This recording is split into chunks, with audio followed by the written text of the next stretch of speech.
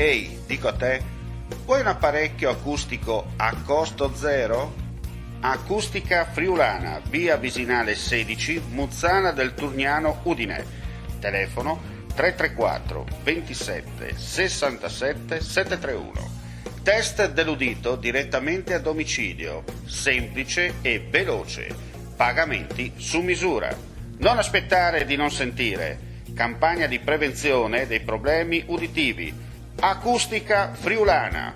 Test dell'udito direttamente a domicilio, semplice e veloce. Un'occasione da non perdere.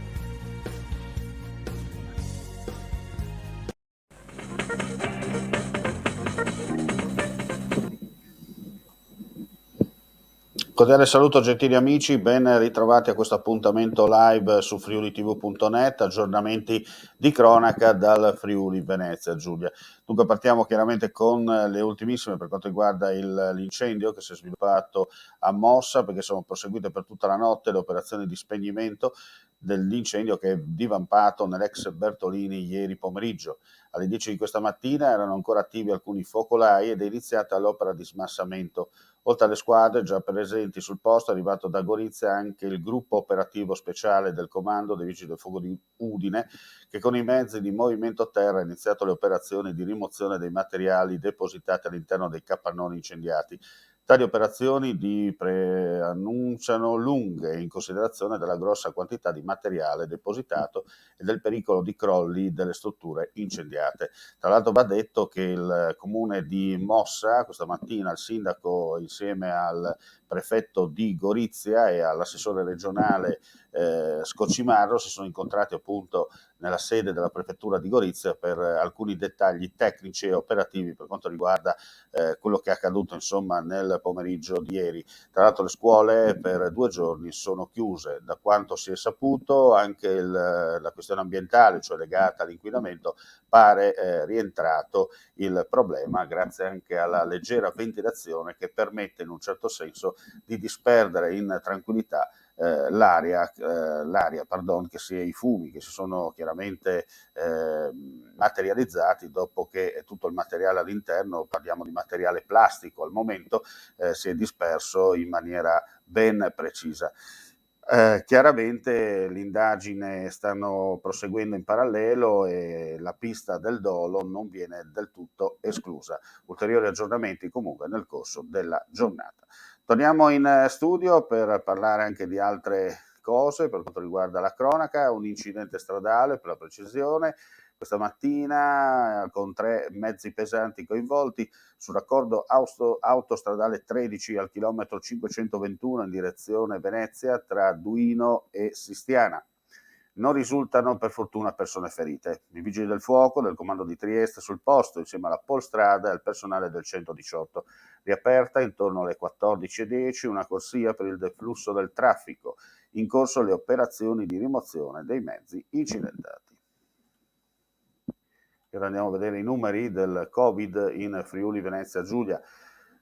6.278 tamponi molecolari, 249 nuovi contagi con una percentuale del 3,97%, 25.196 test rapidi antigenici, dei quali sono stati rilevati 64 casi.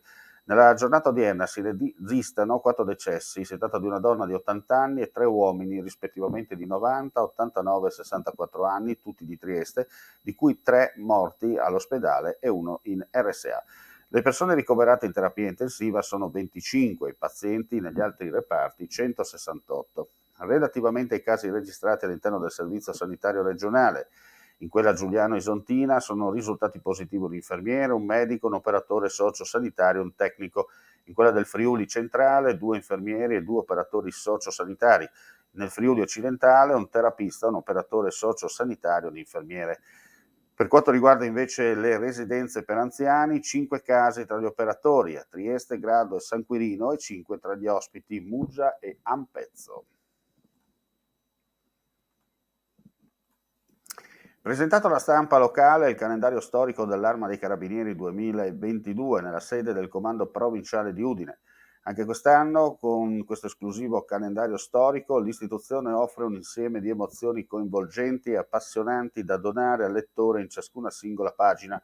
ove ogni carabiniere rappresentato esalta e racchiude quelli del passato, del presente e del futuro. Nel calendario da tavolo, e precisamente nella tavola riferita al mese di gennaio 2022, è inserita un'immagine della terra friulana e in particolare di Forni di Sopra.